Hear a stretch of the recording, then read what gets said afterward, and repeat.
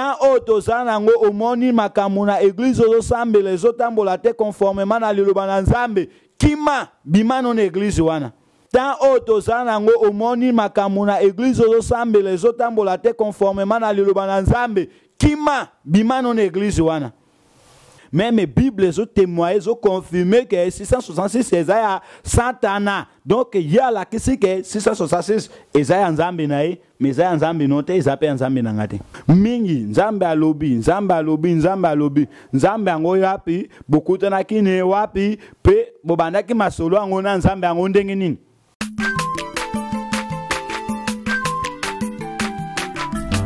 Azamwana motote. Wakusangai abongwa ni pete boa wangata Nzambe ya le Nazarien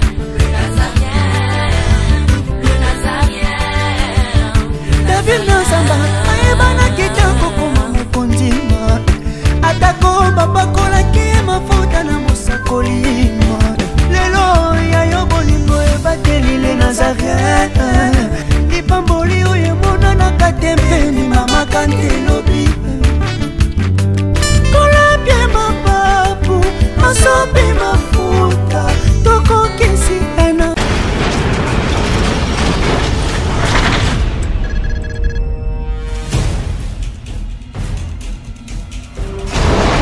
Pour vos annonces, vos prédications, vos clips, vos vidéos et autres, il y a qu'une seule adresse. N'hésitez pas à taper www.lesnazarins.com. En ces jours, nous sommes en pleine promotion. Extra matraquage. Olingi promotion ya produit na yo e dans le monde entier. Olingi actualité, Olingi visibilité. Contactez les Nazarins. 100% chrétien, toujours vos amis.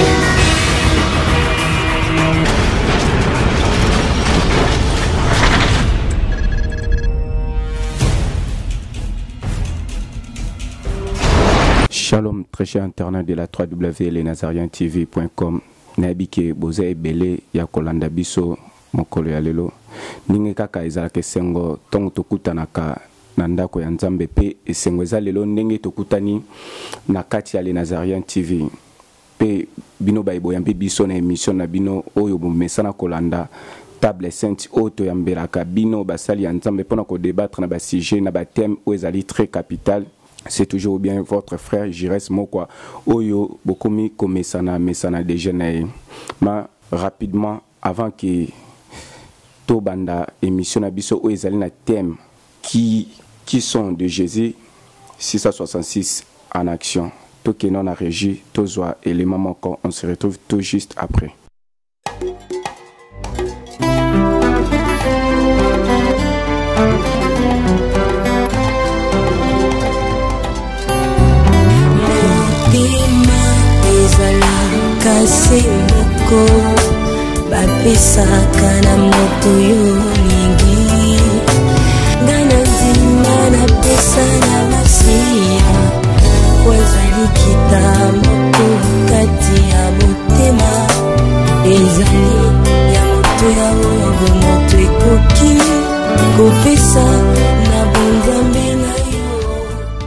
Naibike élément oyo esali esengo mingi na bino bae bozali kolanda biso na mokolo ya lelo ainsi que à la princesse de l'Éternel oyo azali banda mboka azako sala kaka pona cadre ya Nzambe na ye oyo ya pona kolanda ko évangéliser partout dans le monde. Biso pe oto tikali awa tokanyi maboko te tozali kaka kokoba kosalela Nzambe. Rapidement na kepa invité na biso alelo oboyebi prophète Bruno Boaz. Bonjour prophète. Bonjour mon bien-aimé et bonjour na ba auditeur surtout ya les Nazarins.tv. Boni santé à église. Oui, santé à église Nangolo Nzambe, église zotambola malamu, église nazoka mezotambola malamu mais église universelle na Congo ils a toujours un problème makasi autozolité ko remédier mais Nangolo Nzambe toyebi ke tokoyeba bongo kolonga. Merci prophète. Toyokaki likame komela kiyo bandeko balanda ki pe bandeko ba réagir penda makasi mingi. Tongi to ba évolution nango ezanengeni. Nzambe apambola vraiment namoni amour ya bandeko na biso mingi ba auditeur belé ba benga kingai bazo vérifier koyeba sur réellement c'est comment et puis santé zandingini ba misusu pe ba assister vraiment Nzambe apambola bango mingi soutien spirituel ezaki makasi ba tuni so ko melanga te soutenir na prière okokufa te donc ba auditeur ba se comporter malamu mingi. Mais moi, regret mon que zandi na comportement ya ba sali ya Nzambe parce que na moni ba sali belé ba sa informé que nazoka kitope nazaki attaquer mais ba réagir pensate.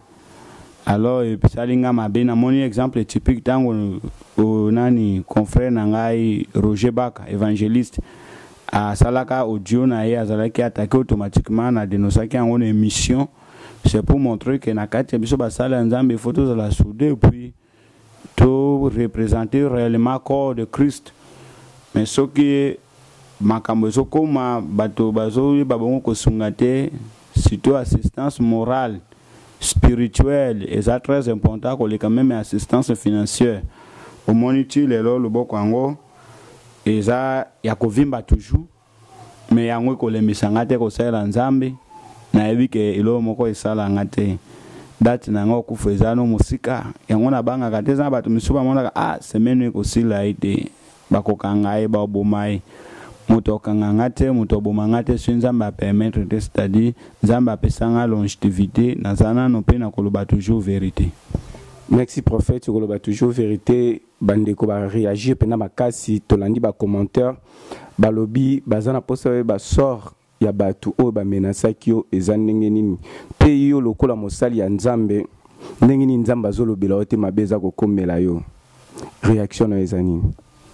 Ouais, soro bato bakanga ba agresaki ngai na ebisio ke jipe moko eyaki ezu bango jipe wana yaki soit disant eye kozwa ngai na bango poto kende ba auditionner biso pa bakonzi.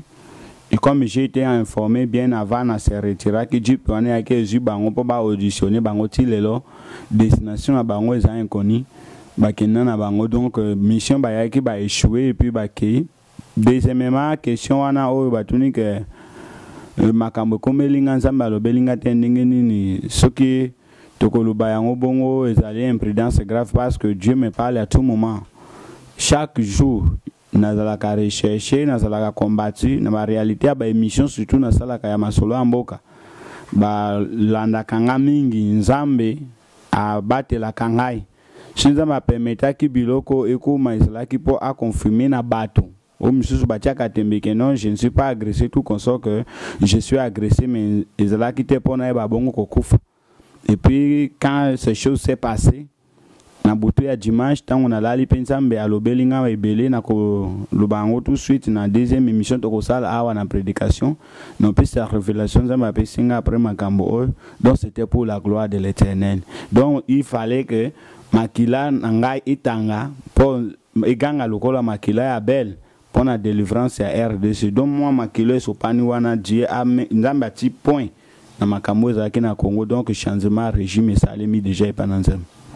Merci prophète tokoti rapidement na sujet na biso lelo o ezali thème qui sont de Jésus. Mbala sima tomeka kolobera qui sont pour Jésus bandeko balandi pe ba réagir makasi mais lelo ne longona prophète to lobera qui sont de Jésus. Prophète thème wana o monyango ndengeni. Thème wana ezali thème kitoko qui sont de Jésus. Eza thème moko eza kitoko mingi pourquoi parce que moni christianisme eza mingi na kati ya confusion. Eza na kati ya confusion pourquoi bato ebele lelo se bato misusu ba soit disant ba sali Nzambe donc ils portent le nom de Jésus mais ils ne sont pas des serviteurs de Jésus-Christ.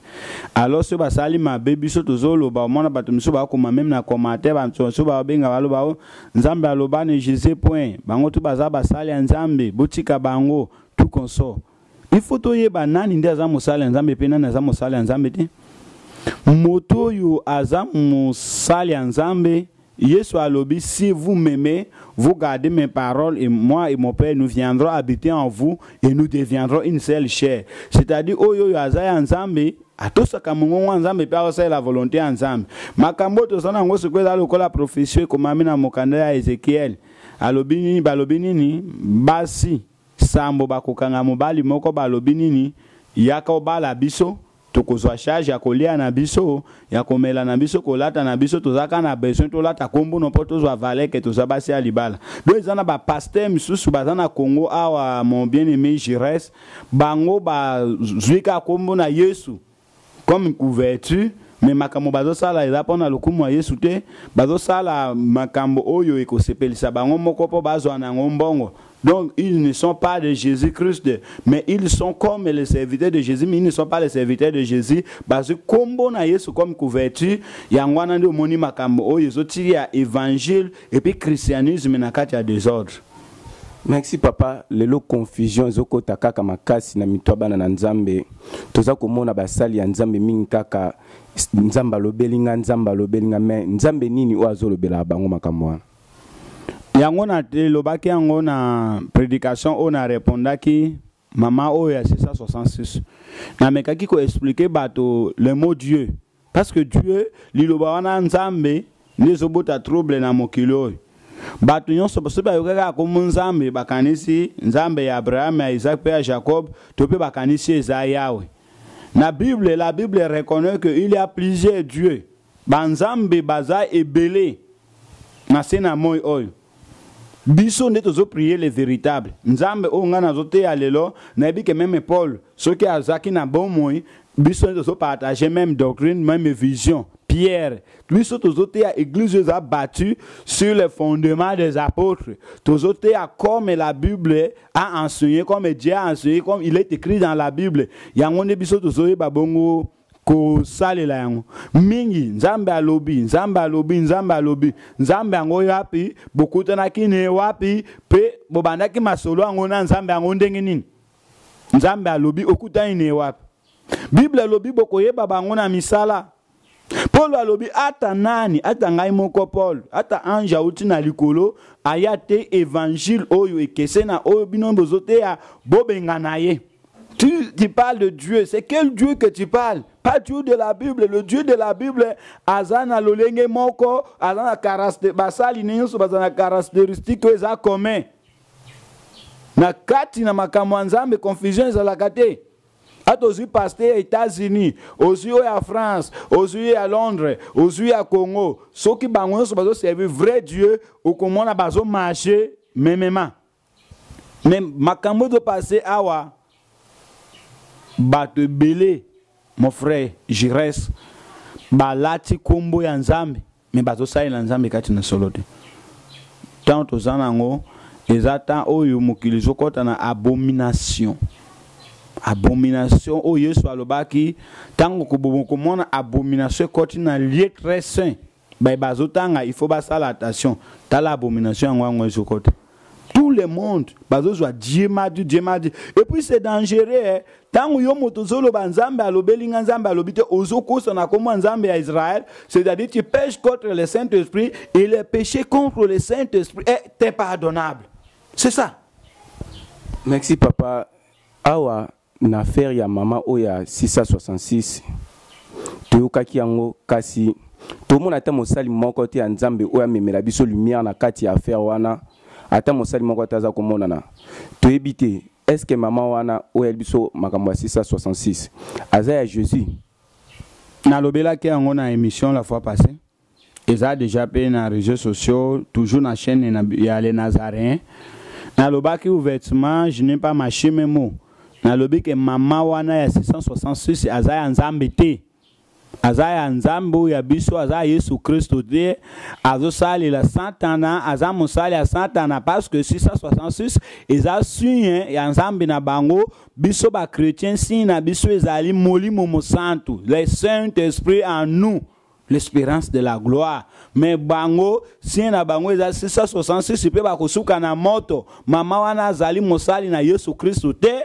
azali mosali ya Satana na zolo bango na qualité à défenseur de l'évangile et puis tango na lobaki ngo na émission la fois passée na marché monte na lobango clairement na lobiso ki ya yebi ka za ya Satana zo défendre Satana afanda nyen affronter ngate mais soki aza convaincu que si wana zo défendre les anciens Yesu Christ nzambe ongana zoteya aya tukutana ngani na plateau a défendre yango devant ngai pe a convaincre ngai na ba auditeur yon sotondima mama wana za ya satana aza satana alakisi position claire pe alakisi position ya église oyo azo représenter logo na ngo pe clair nzambe azo lokumu pourquoi parce que bango moko babandi ko mibimisa déjà c'est une bonne chose et puis c'est une bénédiction pour l'église de Dieu ba gege bazoye bana ba 666 bazoye bana donc maintenant to komi na tango oyo komi tango ya récolte j'ai compris komi déjà tango ya récolte pourquoi parce que Yesu alobaki laissez les quatre assemblés tozokola na ba neo tozokola na ba oyo budia Congo tozokola na ba oskota ekoki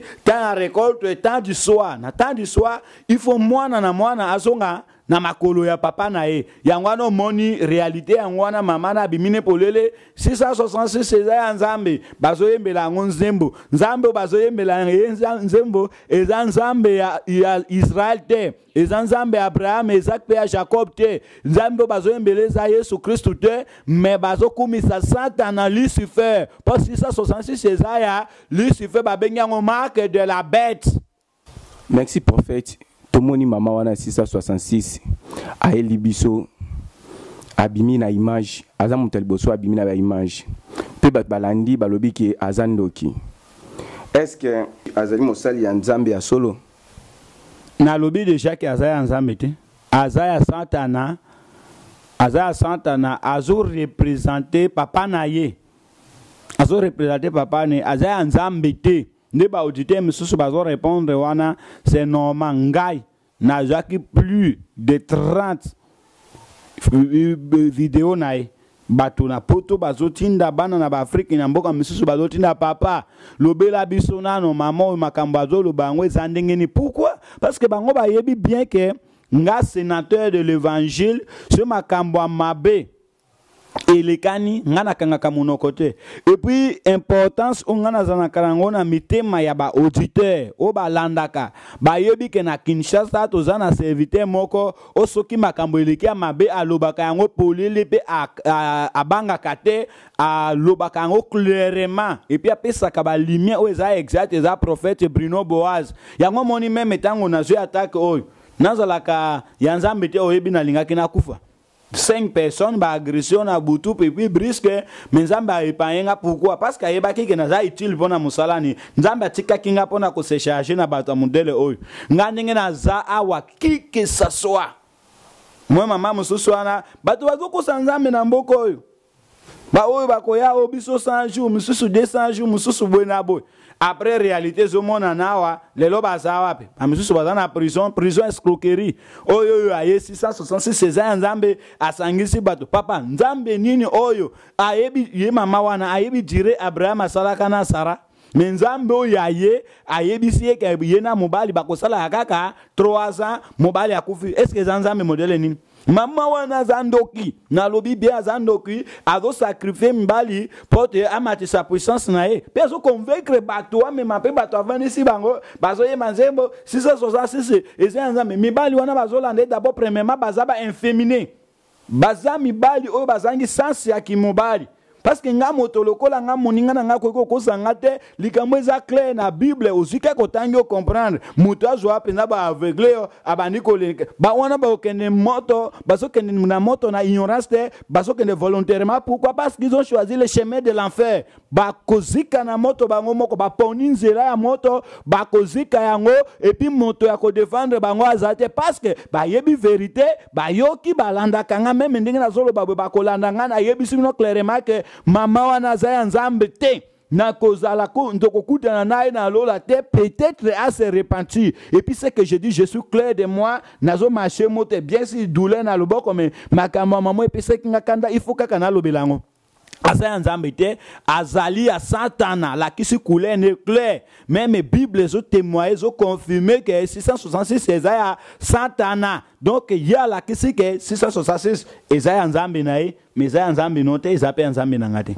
papa ye awa lobi ke azopesa bato marque wana na makasi donc opesa bango ba marque wana na makasi mais tout le monde a été ba oya Yesu pona ko luka ko telema pona ko défendre nini wana réaction ezala nini est-ce que papa na nini tango ya roi Akab. Na tango ya roi Akab. Ba serviteur bazalaka ebele mais il a fallu kaka Eli moko pour défendre nzambe. Après Eli na tango ba roi misusu il a fallu kaka Miché yemoko atelema po aloba bongo vérité. Ezana bato misusu awa bazolia na kombo ya Yesu, bazomela na kombo ya Yesu, bayebani ke baza ba grand pasteur. Mais bakokaka ko défendre Yesu de oh Yesu alobi ke soki yo yokinga soni na miso bato mokola suka penga na koyoko soni. Moi j'ai toujours dit et puis na lobaka ngona be mission na chaîne à Nazareth na lobaka nini naza petit frère propre ya Seigneur Jésus-Christ, c'est-à-dire quand une personne agresse Jésus automatiquement zo toucher na personnalité ya famille na biso. Donc moto agressé yaya ngale kina koko tikate ya ngona ba miso so ba vanda kan pourquoi parce que ba mema kombo ya Yesu mais Yesu aza utile pona ba motoloko la maman oy. Si réellement il y avait de vrais serviteurs dans Mokao, réaction à bas serviteurs, quoi, qu'on a même plus de 10 000 serviteurs, il a fallu battre les mélaïs. Bakoubete, pourquoi? Parce que Basala Alliance n'a pas bâton de l'église, frère Jérès. Est-ce que vous comprenez? Basala Alliance n'a pas bâton de sa église. Le coup la maman wana apporté garant abimi avant pour la kisa que 666 César ensemble, baso banga so battre les méliers. Moto ya toni c'est la kabango église ya kolobabino battre les mélinga pourquoi? Yangwana ba donc silence na bangwezo la qui sa position na bangweza même na ba serviteur msuwa mataka na ba YouTube bazokanga même makambo agege baganga kitango nazo prier nzamba la kisinga ke bangompe bazama la mute. Il y a des faux qui se déguisent bazo luka batambola basala lokola bisopo ba apparaître bon mais ce sont des faux. Est-ce que on a un problème à jalousie? Maman wana alobi que si ça si ces ensemble a relevé défi alobi so qui motati aimé ba on va s'affronter. Maman wana do détruire a do tordre centre évangile. Est-ce que ça jaloux? Qu'attendez-vous par les mots jalousie? Parce que même maintenant on a loba ki makambo ya Moïse mbie mukuna lika ki kolobake to za jaloux ya Moïse mbie porte ya zo réussi. Au moni babiloko wana bango bazoye bakotia phrase na place na yangote. Isa makambo jalousie et ça que muto a tapé à côté à tordre sens et ça le cola lelo oyo ce qui même ngana telemi na kabila pourquoi ce na telemi na kabila parce que a dévier constitution à respecter constitution tengana za congolais nazo telemi la yango légalement parce que moto na constitution balobi que moto nyon surtout azana devoir ya ko veiller sur constitution. Alors deuxièmement la Bible aussi c'est la constitution céleste constitution oya Bible est la constitution céleste ngana qualité na ngalo kola sénateur de l'évangile tango natali moto a violé constitution ata nazalaki na pongi il faut na telema nazongise na molongo parce que c'est mon devoir nazali d'abord visionner il faut yebaka kombo église papa naza visionner à ministère de la délivrance c'est-à-dire je fais la délivrance spirituelle moto a tordre il faut nazongise na molongo soki aboyi na livrer na tie pembeni moto abungi nazongise na molongo aboyi na tie pembeni donc j'ai les travaux ya ko trier les véritables ko tia bango pembeni pe ko longola ba fo ko tia bango pembeni soki bato balobi ke soki ba serviteur wana balobi ke ba boy peut-être ko répondre pour ba koloba baza jaloux ce n'est pas le problème de jalousie. Et ça le cola moto aya zo finga mama na yo lo bakena bona répondre po ba kolo bakena za insolent to na boya kina réagir po ba lo bana na respecter moto yo yebita sakana na mama na yo sakana na famille no yo zaliwana okoki ko lo bate po zambo satu. Alors ça c'est le problème spirituel maintenant que nazo lo ba à tort de sens évangile asakani na Yesu eloko ya sana ezali blasphème ezali insulte contre Jésus bato bazo garder silence c'est-à-dire pas na bango Yesu aza important. Il devait réagir. Merci prophète, aux hommes appelé belé au bas côté le bison à l'église. Bazoti a bison à quatre l'église, puis bazana quatre l'église, mais bazapi à Yesouté. Mais c'est ça. Il donne à sa pasteur belé à Wasali alliance et non Satan. Bazola taba bag, bazola taba chenette, bazola taba biloko na mzoto, biloko wana bazola tezaba biloko alliance basali na Satan bazwa biloko ya Satan po basana bikamwa po bazwa mbongo, penser na bango les penser c'est l'argent.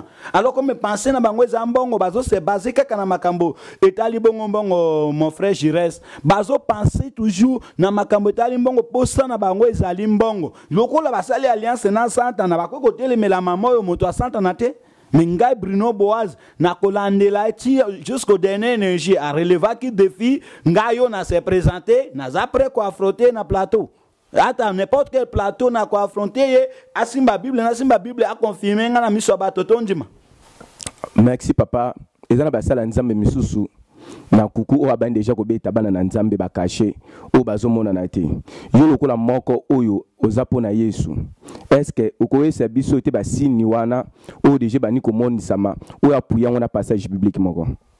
La Bible nous dit ceci.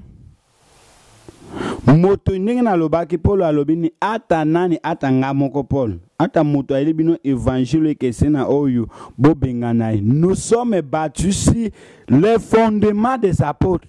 Bana nzambe iloko nyonso moto abengami mosali nzambe pratique nyonso oyo ya komema na vie na yo que ezali conformément à la parole de Dieu te boila ye même soki asanza kamoto lokola nani wana azosandisa bato ba magorodo azosandisa bato ba nyoka azosandisa bato ba pese na lobi yango clairement aza ya nzambe te, c'est un faux serviteur, aza escroc.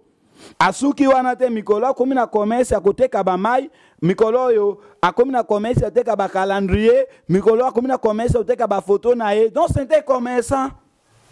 Bato ndenge wana ne tozoboya bango na évangile. Et ça na bato misusu to prier na bango na ba poto, bazu ba guérison ba témoigner, mais to senga bango condition te. De pesa 5 000, pesa 10 000, pesa 1000 francs, non. Ça dépend. Dans moto, ceux qui ont eu conscience, à Sungato, sa action de grâce sali. Et ce n'est pas obligatoire. Mais tant que bien aimé, la Bible nous dit Jésus revient bientôt. Et Jésus a dit je reviens avec ma rétribution entre mes mains pour rendre à chacun selon ses œuvres. Tant autosanango au moni makamuna église osambe les autres ambolate conformément à l'ilobana nzambe. Kima bima non église wana. Luka place à bien, bonde la Saint-Esprit a orienté to fana nandako au bonde l'ensemble. Yesu azoya satan na kanda akoti si batone bele kati na biso po baboma mosala oyo. Merci prophète.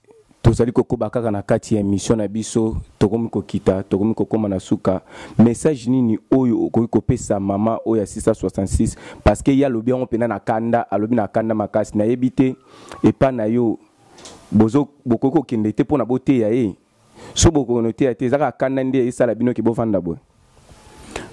Le problème est que na mama wana chile lona yeba ka adresse ni na Kinshasa te avant na sala émission saki effort ya koluka adresse na eti na yebite na yeba ka adresse na ye na linga kina kene komona ye to solola mais puis na mona ki yango ko sola na ye boy est important. Pourquoi? Parce que toko sola na ye to na convaincre ye mais à cause de la convaincre pourquoi ou à cause de convaincre na masolo na biso mais maté bimaki déjà na réseaux sociaux et continue na mato ya bana na nzambe ce qui na soli na ye moko a changé à vie bana na nzambe ba koza sauver nini et kokaki d'abord na répondre na sukolelo ko continue na mito bana na nzambe numéro na ngai za wana Yesu ko à son tour qu'il me cherche tango ya koluka ngai et là je vais lui dire clairement que tu es dans la fausseté. Ce qui y a yoki à revenir, c'est bon. Mais ce qui y a yoki à revenir, c'est son problème. Donc, maman wana a obligé, a un devoir, il y a que défendre Makambo ya lobaki en devant le Sénat céleste. Il faut m'affendre à défendre loko ya lobaki. Azo argument solide à poser et puis na me ka ko redresser ye ko zongi se arai na yebi je suis convaincu que à cause de la capacité de ko convaincre ngai que 666 c'est assigné à Jésus Christ il faut moto azo ngonde akota lola te moto akozo assigné à 666 pour akende na lui felo c'est ça nazali prêt comme on a mais il a fallu d'abord effacer loko ya semé ngona mito ba na nzambe nde après na ko lukai. Merci papa. Eza na bana na nzambe belé o balandi mission wana pe o babandi déjà cause la voûter par rapport à propos na o abimisa ki na mission eza pe na misusu déjà ba benga ki eloko nini okoki koloba na bango ba o bazali bien enseigné ba koki jamais ko benga po ba comprendre ki ke aza moto alokuta mais ba o yo ba mama ki na vam ba meki ko zala un peu convaincu na ebisi bango ke mama na za moto alokuta aza moto alokuta boyoka makambo alobite 666 c'est ça Yesu Christ te 666 c'est ça marque de la bête moto azwango akota na lifelo akende lifelo eza nzambe te. Merci papa. Maman na lobaki na TV boy alobi ke mutu nyonso aza na tembi akende ko affronter eza na bana na nzambe bazolanda biso bayebi prophète Bruno Malamu eloko nini okoloba na mama wa 666 mama naza na tembi pe naza prêt ko affronter nga prophète Bruno Boaz petit frère propre à Seigneur Jésus-Christ pe sénateur de l'évangile naza prêt ko affronter lelo lobi mokolo yo ko za prêtre au bengi na numéro o po au pes lo baki na sali droit de réponse ce que vous en a besoin tous affronter au bengi ngai te fixer rendez-vous à condition que place te ko s'affronter caméra les Nazaréens zala ce pe caméra ya chaîne yo saki na émission ko sala na ba ya ba chaîne misus nyonso to fani ngana yo face à face au convaincre ngai ponga nazana tembi te mais na boy ndeko boya na boy NON c'est-à-dire non na majuscule que 666 c'est signe à Yesu Christo te na eza signe ya Lucifer pe eza ya nzambe na yo eza nzambe ya Israël te. Merci prophète okoyi koyebisa basala nzambe nini oyo bazali ya Jésus Christ te mais baza ko boma bana na nzambe conseil nino ko pesa bango nazoyebisa bango boye Yesu Christo asopa makilani pona bato bino bozonyoko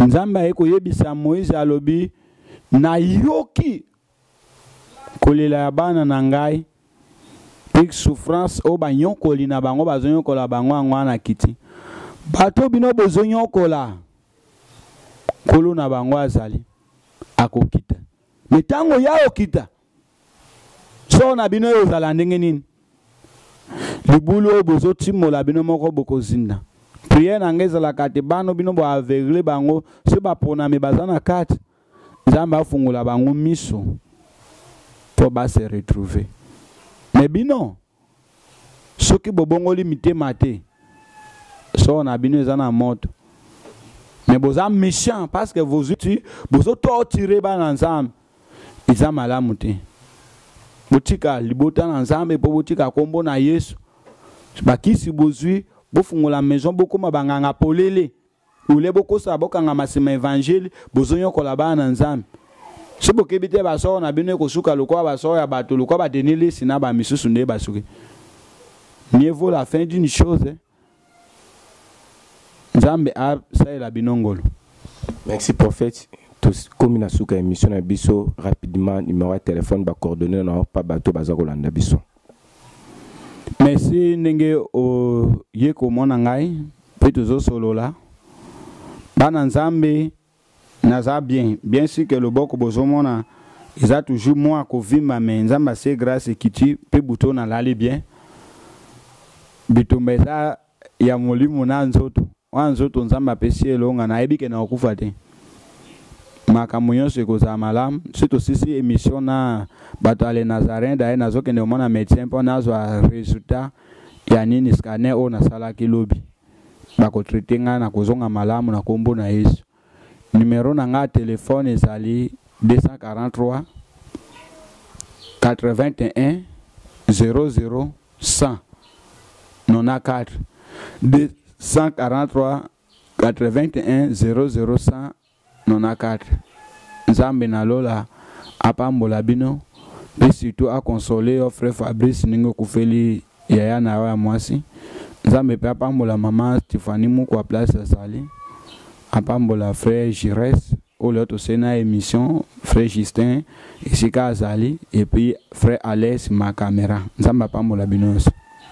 Merci nzamba pambola bino baebo pesita na bino bopesi matoi na bino pona koyoka message o ezalaki ya lelo o eza qui sont de Jésus-Christ auto partageons elongona mosala nzambe prophète Bruno Boaz soko sepel na émission lelo ozongisi lokumu epa nzambe ezalaki votre frère Jires Mokwa nde a présenté bino table sainte ya lelo pe Alain Kiakala Simon Kimbango ya image o yazalaki sima ya caméra tomonani mbala ya sima.